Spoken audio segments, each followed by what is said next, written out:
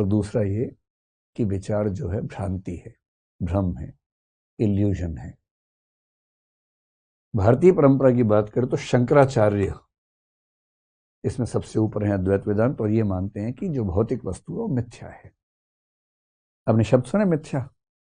मिथ्या का मतलब अंतिम रूप से सत्य नहीं है, अंतिम सत्य केवल चेतना है। और पश्चिम में एक व्यक्ति हुआ हीगेल, अभी आप केवल इन दो का नाम ध्यान रखें। हीगेल मानता है कि दुनिया मिथ्या नहीं है, और जो भौतिक वस्तुएं नजर आती है दरअसल वो विचार ही होता है। आपको अजीब सा लग रहा होगा ना, तो मैं आपको एक हल्का सा खेल खेल के बताता हूं। भारत में एक और दर्शन है बहुत ही खतरनाक, जिसको बोलते हैं योगाचार विज्ञानवाद, बौद्ध परंपरा में हुआ, और पश्चिम में बर्कले। इन दोनों ने लगभग एक जैसी बात की है, और इतनी खतरनाक बात की है, मैं आपको समझाता हूं 2 मिनट के अंदर। ये दोनों मानते हैं कि भौतिक वस्तु होती ही नहीं है। आप जिस कुर्सी पे बैठे हैं वो भौतिक कुर्सी नहीं है। डरिए मत, अब गिरेंगे नहीं, लेकिन इनके हिसाब से आप भौतिक वस्तु पर नहीं बैठे हुए हैं। ये पेन जो है भौतिक नहीं है। आप सोचेंगे अजीब टाइप के लोग हैं, कॉमन सेंस भी ठीक नहीं है इनके, तो और ये दार्शनिक बन गए, तो इनसे अच्छे तो हम बन जाएंगे दार्शनिक। ये मन में भाव आ रहा होगा ना। सच बात यह है कि आप इनको खारिज कर भी नहीं पाएंगे। जब इनकी बात ठीक से सुन लेंगे खारिज कर नहीं पाएंगे। 2 मिनट खेल लेते हैं, विस्तार में बाद में खेलेंगे। जैसे पेन है, आपको ये डिसाइड करना है कि ये पेन सच में है कि नहीं है, भौतिक वस्तु है कि नहीं है। आप कैसे डिसाइड करेंगे? आप पहले देखेंगे, क्योंकि देख सकते हैं इसको, सूंघेंगे नहीं इसको, टेस्ट नहीं करेंगे इसको, क्योंकि ये जीभ और नाक वाला मामला नहीं है, ये छूने वाला और देखने वाला मामला है। तो 2 इंद्रियां काम करेंगी इसमें, है ना। आपने देखा, आपने कहा पेन नहीं, इस पर क्या सोचना है। लेकिन जब आपने देखा तो आपको क्या दिखा? आप कहेंगे पेन दिखा, नहीं, आपको पेन नहीं दिखा, क्योंकि पेन का कंसेप्ट आपके दिमाग में पहले से बैठा हुआ है, इसलिए आपने इसको देख कर बोला कि पेन है। अगर आपको पेन दिखता है ना, तो एक बहुत छोटा बच्चा जब पहली बार इसको देखता है इसको पेन बोलता वो भी, पर बहुत छोटा बच्चा जिसने पेन कभी ना देखा वो उसको पेन नहीं बोलता है।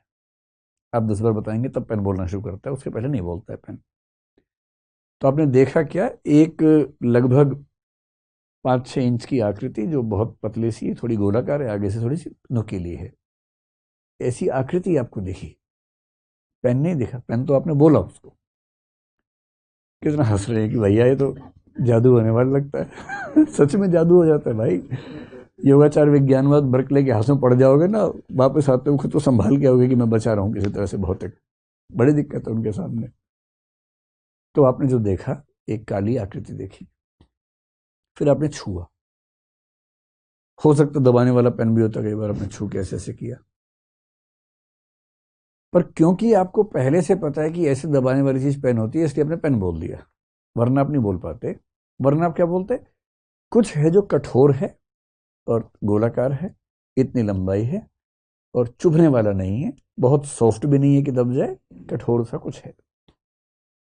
और फिर आपने क्या किया? आपने एक विशेष किस्म की आकृति में जब कठोरता का अनुभव भी ऐड हो जाए, खास किस्म का, उनको दिमाग में जोड़ के एक नाम दे दिया पेन।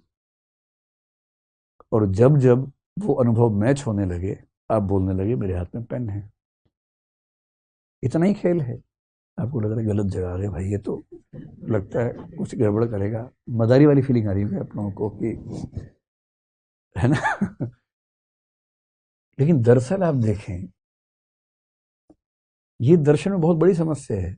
और कांट, जो कि मेरी नज़र में सबसे महान दार्शनिक हुआ, उसने अंत में कहा कि जगत में वस्तुएं हैं, नहीं हैं, कैसी हैं, हम जान ही नहीं सकते, क्योंकि हमारी जो रेंज है वो केवल उन अनुभवों तक है जो हमारे पास आ रहे हैं। अनुभव क्या आ रहा है?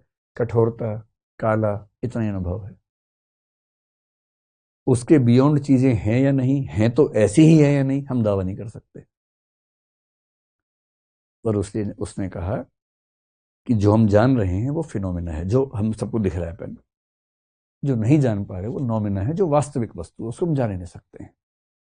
अब जो इस लेवल पर चला जाता है वो कहता है कि भौतिक वस्तु थोड़ा ना मिले, हमें 2 तरह के अनुभव मिले, और अनुभव जो मिले वो चेतना को मिले, विचार के रूप में मिले। तो विचारों की दुनिया है। कुछ विचार 2 इंद्रियों से ज्ञात हो रहे हैं, कुछ विचार 3 से ज्ञात हो रहे हैं, कुछ 1 से ज्ञात हो रहे हैं। कुछ कुछ ऐसा खेल समझ लीजिए, अगर आपको इंटरेस्ट होगा तो इसको आगे बढ़ेंगे, वरना ज़्यादा लोड मत लीजिए। शंकर ने कहा कि अंतिम सत्ता ब्रह्म की है और ये जगत मिथ्या है। हीगल ने कहा कि ब्रह्म ही समझ लीजिए, जगत भी मिथ्या नहीं है, विचारों के रूप में है। ये एग्जाम्पल मैं कई बार आपको देता हूं। कल्पना कीजिए कि आप सो रहे हैं, सपना देख रहे हैं। सपना देखते होंगे ना आजकल तो, ठीक है, इस उम्र में देखते हैं ज़्यादा, हर उम्र में देखते हैं, नेचर चेंज हो जाती है। तो आपने सपने में मान लीजिए कुछ देखा कि आप खेल रहे हैं, 4-5 दोस्त आपके साथ हैं या कहीं पार्टी में बैठे हैं और वहाँ किसी रेस्टोरेंट में पार्टी चल रही है और बड़ा मज़ा आ रहा है। बहुत सारा भोजन और पेय पदार्थ आपके सामने रखे हुए हैं। सब लोग मतलब चीयर्स कर रहे हैं, किसी का बर्थडे है, फिर उसको सेलिब्रेट किया गया, उसको पीटा गया और उसके बाद सब लोगों ने कुछ कुछ खाने और पीने की वस्तुओं का सेवन किया सपने में। अब आपको ये बताना है कि आपके सपने में आप भी हैं, बाकी लोग भी हैं। आपके सपने में जो आपका दोस्त है वो भौतिक है या चेतन है? बहुत इंटरेस्टिंग बात है। आपको सपने में लग रहा है कि वो रियल है एकदम, पर आपके सपने में जो आपका दोस्त है वो भौतिक है या चेतन है? वो तो आइडिया है, केवल चेतन है। और जो पी रहे थे वो भी चेतन है। और जो खा रहे थे, समोसा हो या चिकन हो, जो भी आप खाते हैं, वो क्या है? तो आपने चेतन समोसा खाया बेसिकली, और चेतन कैंपा कोला पिया आपने बेसिकली।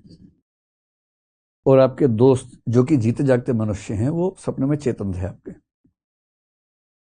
और वो जो चेतन दोस्त है, दोस्त नंबर 1 और दोस्त नंबर 2, वो एक दूसरे के लिए क्या है? वो भी चेतन है, वो आपकी चेतना के हिस्से हैं, लेकिन लग रहे हैं भौतिक। सपने में आपको एकदम लग रहा है कि भौतिक है, सब है सारा चेतन। तो हेगल जो कहना चाह रहा है वो ये है कि समझ लो ऊपर वाला सपना देख रहा है और उस सपने में हम सब हैं। Next level. और जितना आप नाच रहे हैं ना, उसकी चेतना में नाच रहे हैं, जैसे आपके सपने में दोस्त नाच रहे थे। हम सब क्या है, समझ गए? हो सकता है कि हम भगवान के सपने में आने वाले विचार मात्र हों। जैसे मेरे सपने में मेरे दोस्त आते हैं, बहुत सारी भौतिक वस्तुएं आती हैं, पर उस समय वो चेतन है सर। पर सपने में जितने लोग हैं उनको लग रहा है कि भौतिक है, वो पी भी रहे हैं, खा भी रहे हैं, नाच भी रहे हैं, म्यूजिक भी चला रहे हैं, और सुबह उठ के पता लगता सपना था, सब कुछ केवल कॉन्शियसनेस थी। ठीक ठाक संभावना है। और क्वांटम फिजिक्स का संकेत भी खतरनाक है कि देखने से प्रकाश चेंज हो रहा है, देखने से फोटॉन्स बन जाते हैं। और अगर ऐसा है तो भगवान के देखने से तो पता नहीं क्या क्या हो जाएगा फिर तो मैं केवल हिंट कर रहा हूं कि जो स्पिरिचुअलिज्म के लोग हैं, आइडियलिज्म के लोग हैं, इस तरह से इस ब्रह्मांड की व्याख्या करते हैं। फिर आप उनसे पूछेंगे विचार से लोहा कैसे बनेगा, कहेंगे सपना देख लो, सपने में लोहा ले आओ। जो सपने में लोहा है विचार ही तो है। और आप रट रहे थे पूरी एलिमेंट्स की लिस्ट, 118 एलिमेंट्स रटे हुए थे आपने, सबके आइसोटॉप्स रट लिए थे, किसके प्रोटॉन्स का नंबर क्या वो भी रटा हुआ था। पता लगा वो सब विचार निकले फाइनली। तो फिलोसफी में एक पक्ष ये भी होता है। कुछ लोगों का माथा हो गया खराब, उनका इस चक्कर में पड़ना ही नहीं है।